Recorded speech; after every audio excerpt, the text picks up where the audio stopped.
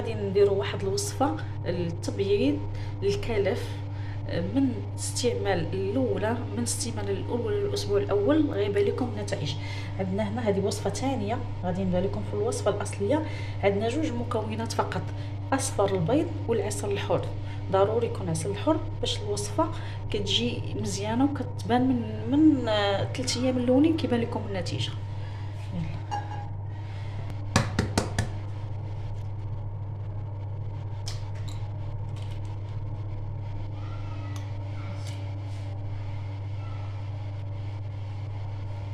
اصفر البيض غادي نخلطو مزيان هاد الصفر ديال البيض ضروري كيتخلط مزيان حتى كيبان. كنخلطوه معلقه ديال الخشب ولا معلقه ديال البلاستيك، ما نديروش ليه الحديد باش المكونات والبروتين اللي فيه كيبقى كما كتشوفوا. كنخلطوه مزيان صفر بيضات اما بلديه اما عاديه بحال وغادي نضيفوا واحد المعلقه كبيره ديال العسل. ضروري يكون عسل حر باش الوصفه كتجي مزيانه.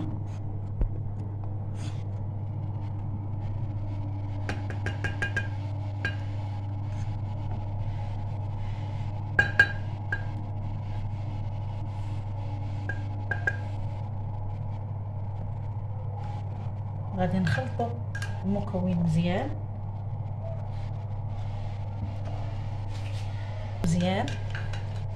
حتى كينسجم لينا. كما كنشوفوا العسل الحر هو مضاد حيوي كيحيد لنا البكتيريا من الجسم.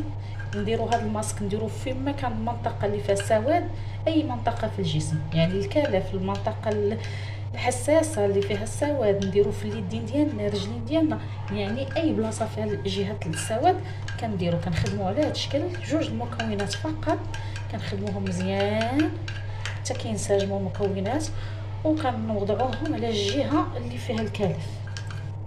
انا غادي نشرح لكم مزيان باش كيفاش تستعملوه. كما غادي تشوفوا معايا انا غنطبقوا على اليد ديالي وانتم طبقوا في المناطق اللي فيها الكلف. كنجيبوا المنطقه اللي فيها الكلف، مثلا عندنا في الجبهه ديالنا كنجيو بلاصه ديال الكلف وكنوضعوا فيه الماسك.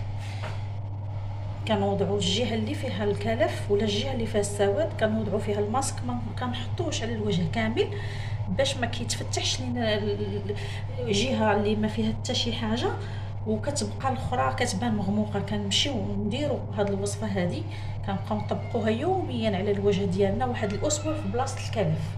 اللي ما عندهاش الكلف كيشد البشره وكيحيد لينا السواد من الوجه وكيعطي واحد النضاره اللي زوينه.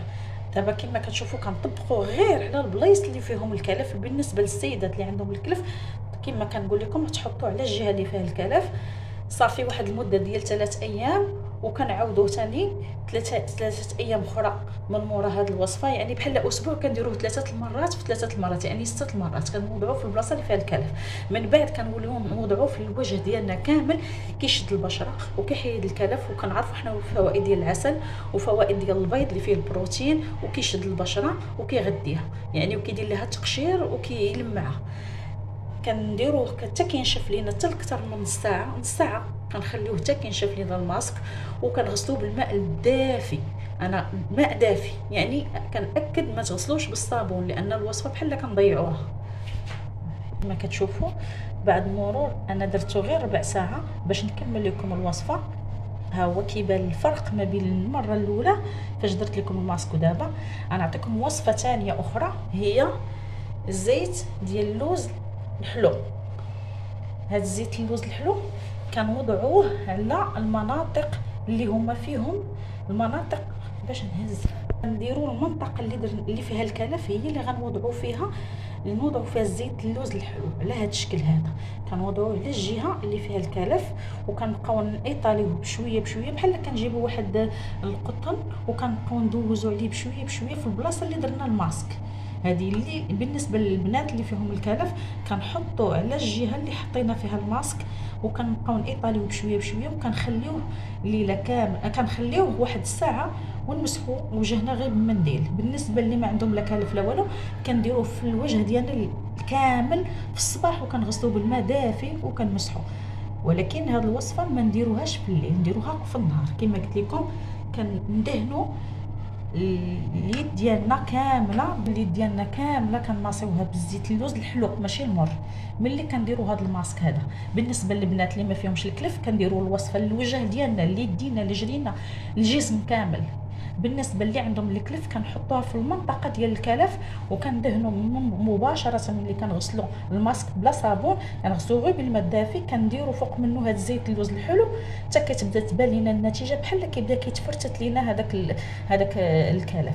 كنوليو نطيطاليوه من بعد ملي